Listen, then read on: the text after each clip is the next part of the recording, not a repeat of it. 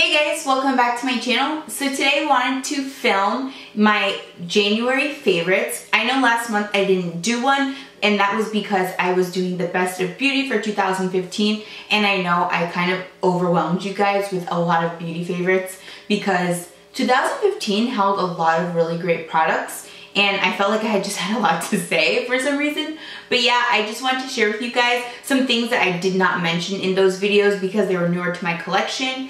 And yeah, I've just been really enjoying these products, and they've just been kicking off my new year the right way. So yeah, I'm gonna just get jump started into this video.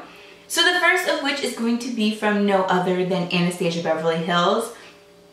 I feel like I talk about her all the time on my channel, but I just love the brand. They're just a phenomenal brand. I keep bragging about them because they're just such a great brand. Like, everything they put out for me that I personally tried has been phenomenal. And when I was looking at her little booth in Macy's, they offer a lot more than Sephora or Ulta, which in March I did see that they were gonna be adding more to their lines at Sephora and Ulta, which is really exciting.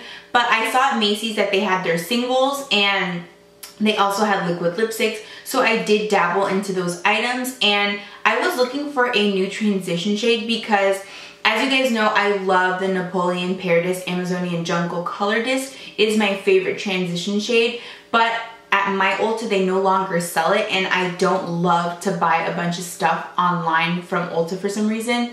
It's maybe because it's not free shipping like Sephora, but they don't have it no longer at my Ulta, so it kind of strayed me away from buying it, and I don't know if they have it at other Ultas, so I just decided to try look for another transition shade. And when I was looking at the Anastasia Beverly Hills one, they had one in the color Burnt Orange, which is this color right here.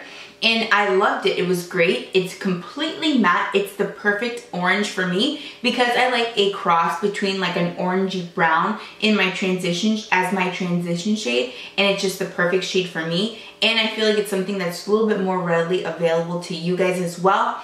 So I decided to pick it up and give it a try along with 3 other eyeshadows. And I've been really thoroughly enjoying it. You will be seeing me use it a lot in my channel because I've just loved it. And I feel like it's going to take over the place of the Amazonian Jungle, which is really great for me because I was super confined to that one transition shade. But yeah, I'm going to share it with you guys up close so you can see how awesome it is. It's completely matte as opposed to the Amazonian Jungle one. That one did have small flecks of shimmer in it, whereas this one doesn't, and it's just really smooth and creamy for a matte, and it blends out to perfection in my crease with my Sigma E40, which I always use. Okay, so this is the color right here, and it's just so beautiful, and look at how beautiful the other 3 shadows are as well. But I'm not going to go into detail with those, but this is the one that I've been thoroughly enjoying. It's a great shade, and if you're in the market for a new transition shade, definitely look into it. Okay, so another Anastasia Beverly Hills product that I really loved. I did wear quite a bit in the month of December and the beginning of January, and this was the liquid lipstick from Anastasia Beverly Hills in the color Sad Girl. And I did see on a lot of YouTubers' channels and on Dose of Colors Instagram that they launched a really unique metallic liquid lipstick, and they had a color very similar to this, and I wanted it so bad, but I just didn't know much about Dose of Colors. I don't have anything from their brand, and when I went to Macy's they did have this, so I decided to give it a try, and I liked the way it looked, and it looked very similar to the Dose of Color liquid lipstick that I wanted, so I decided to give it a try, and I loved it. It is like the perfect like candy coated red lipstick with flecks of shimmer, metallic in it, and I love the way it applies. It's not overly drying. I just am thoroughly impressed with it. And for me, like, liquid lipsticks are very hit or miss. Like, sometimes I love them, sometimes I absolutely hate them. But this one goes on really nicely, and I don't feel like I have to be constantly reapplying it, and I love the finish of the metallic matte like kind of liquid lip it gives me. So I will swatch it for you guys so you can see how amazing it is, and I love it, you guys. Like, if you guys are into these kinds of shades, you will definitely really like this because it's just so unique. So that is the shade right there. It's not dry yet, it's still wet, but it's just such a beautiful, like, deep. Okay, so moving on from that, I'm going to talk to you about highlights. Now, I love the Anastasia Beverly Hills highlights, but it was time that I transitioned them out of my drawers and rotated other products into it. And it was really hard for me because I have an attachment to those highlights. They're my favorite highlights next to Becca. And there was one highlight that was really new to my collection. I got this one like last week. And one is like an oldie that they relaunched. So I figured like it was a great time to talk about it because I always loved it, but it was seasonal and I got it last year and they relaunched it this year. So it's something that is readily available for you guys. So the first one is from Bobbi Brown. Now this one is the packaging from last year, but rest assured they do have it still. I did check before I included it in my favorites, and it is in the color Bronze Glow. And this is such a gorgeous highlight. Like for me, I tend to gravitate towards the bronzier gold highlights because they do go well with my skin tone as opposed to the more pearlescent, lighter, like icier highlights. And this is beautiful and I feel like it'll work for so many different skin tones. So I definitely suggest you pick this up because it is available and it's a great product and it goes on so nicely, and I will swatch it for you guys so you can see how gorgeous it is. And it's just so creamy and smooth. So that is the highlight. I don't know if you guys can see it that well, but you can see what a beautiful luminosity it's reflecting in the light. And I love it so much. The next highlight, which is really new to my collection, is this one from Lorac, and this is the Tantilizer Baked Bronzer. Now for me, this is not going to be a bronzer because it is not dark enough, but it works as the most beautiful, effortless highlight.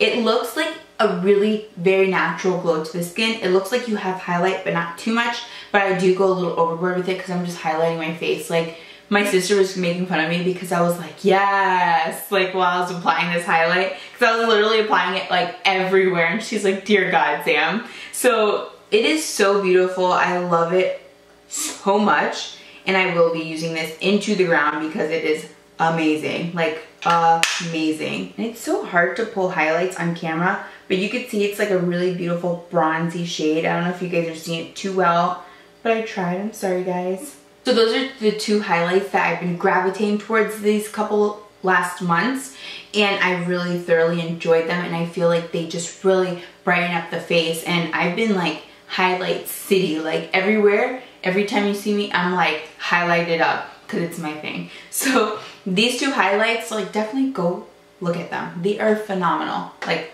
in love. Now moving on from that, I'm going to talk about two blushes. Now one of which is from Becca. I love Becca. You guys know this. I rave about Becca. And I think that they have such amazing quality items. And the one that I've been using a lot is the color Songbird.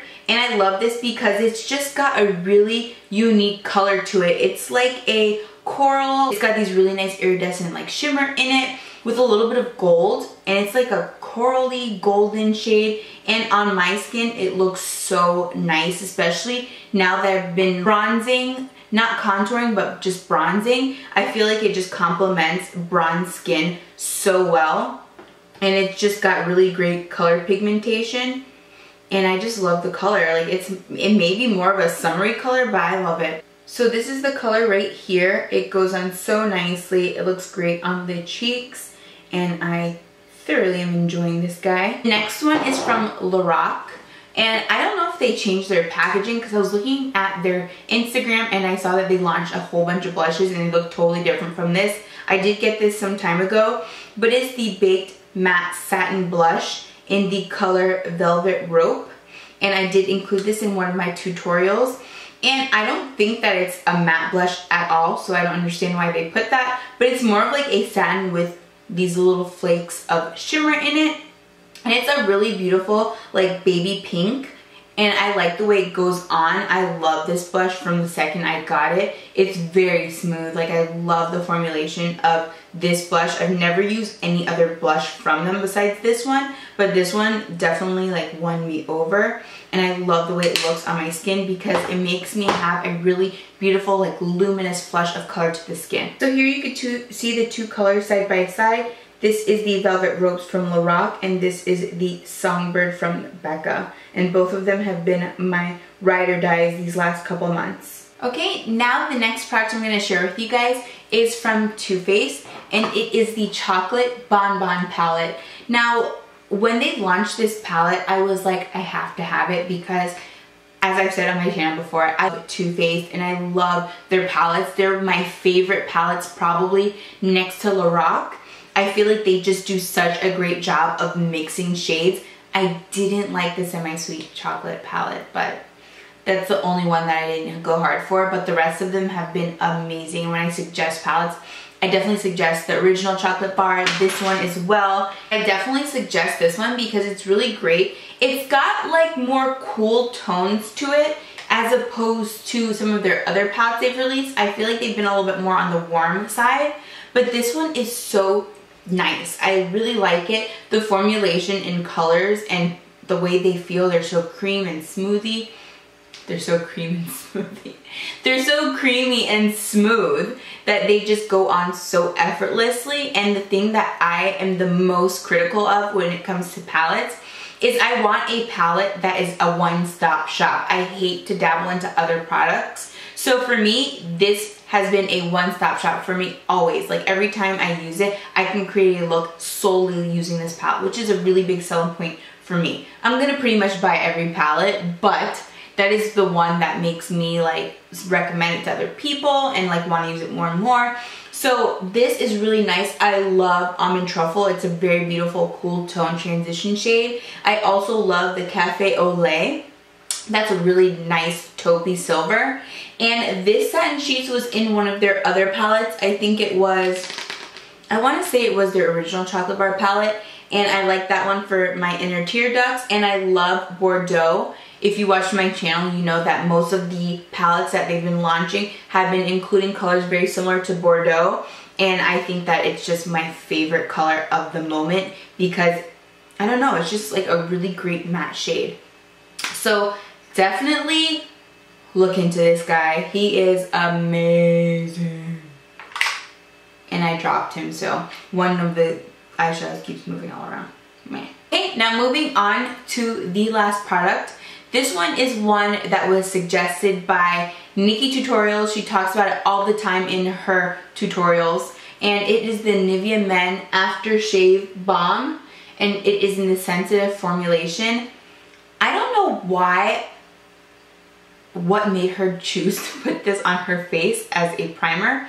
But it is so good. Like, I'm so happy she decided to experiment with this product because it's not, I don't know if it makes your makeup stay because I don't really have a problem with my makeup coming off my face unless it's just a really crappy foundation.